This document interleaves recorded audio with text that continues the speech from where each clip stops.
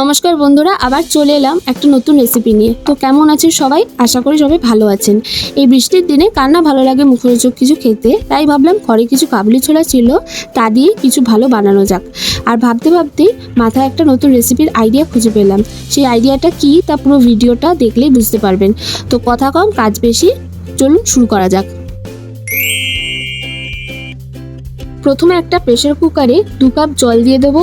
তারপর কাবলির ছোলাগুলো দিয়ে দেবো। আর হ্যাঁ, ছোলাগুলোকে 8 থেকে 10 ঘন্টা আগে থেকে ভিজিয়ে রাখতে হবে। তারপর 1 চামচ নুন দিয়ে ঢেকে দেবো।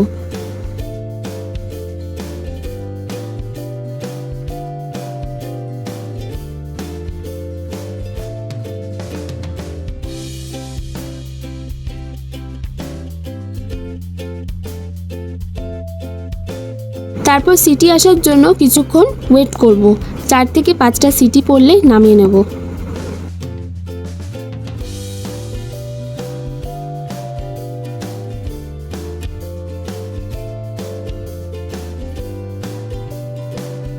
কিছুক্ষণ পর সিদ্ধ করা ছোলাগুলোকে জল ঝরিয়ে একটি পাত্রে নিয়ে নিচ্ছি।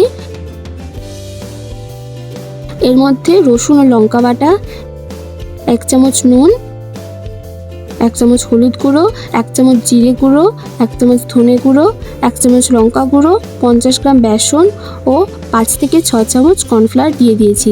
এখানে বলে রাখা ভালো যে আপনাদের যদি কর্নফ্লাওয়ার কম মনে হয় তাহলে আপনারা প্রয়োজন মতো এখানে কর্নফ্লাওয়ার দিয়ে দিতে পারেন।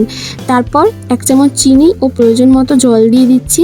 মনে রাখবেন যাতে খুব পাতলা না হয়ে যায়। এরপর সব কিছু দিয়ে ভালো করে মিশিয়ে নেব।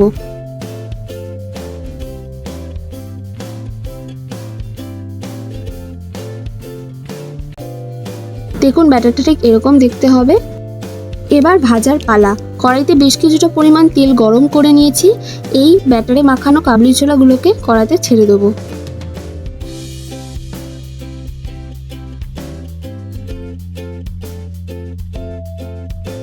আর এই কাবলি ছোলার অনেক গুণাগুণ আছে, যেগুলো হচ্ছে রক্তে শর্করার মাত্রা নিয়ন্ত্রণ করতে সাহায্য করে, যা ডায়াবেটিস রোগীদের জন্য উপকারী। এতে ফাইবার এবং পুষ্টিগুণে সমৃদ্ধ, তাই খারাপ কোলেস্ট্রল কমাতে সাহায্য করে।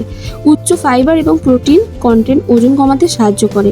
এতে থাকা ফাইবার কোষ্ঠকাঠিন্য প্রতিরোধ করতে এবং পরিপাকতন্ত্রের স্বাস্থ্যকে ভালো রাখতে সাহায্য করে।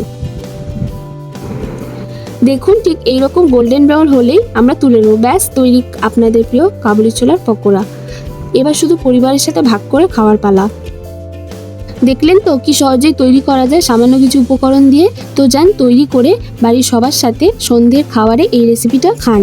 আর জানান আমাদের কমেন্টে রেসিপিটা কেমন হয়েছে। কিন্তু অনেকেই আছেন যারা সাবস্ক্রাইব করছেন না, তো প্লিজ সাবস্ক্রাইবে ক্লিক করে বেল আইকনটা অন করে দেবেন। এতে আমরা অনেক মোটিভেশন পাই। ধন্যবাদ, সবাই ভালো থাকবেন, সুস্থ থাকবেন।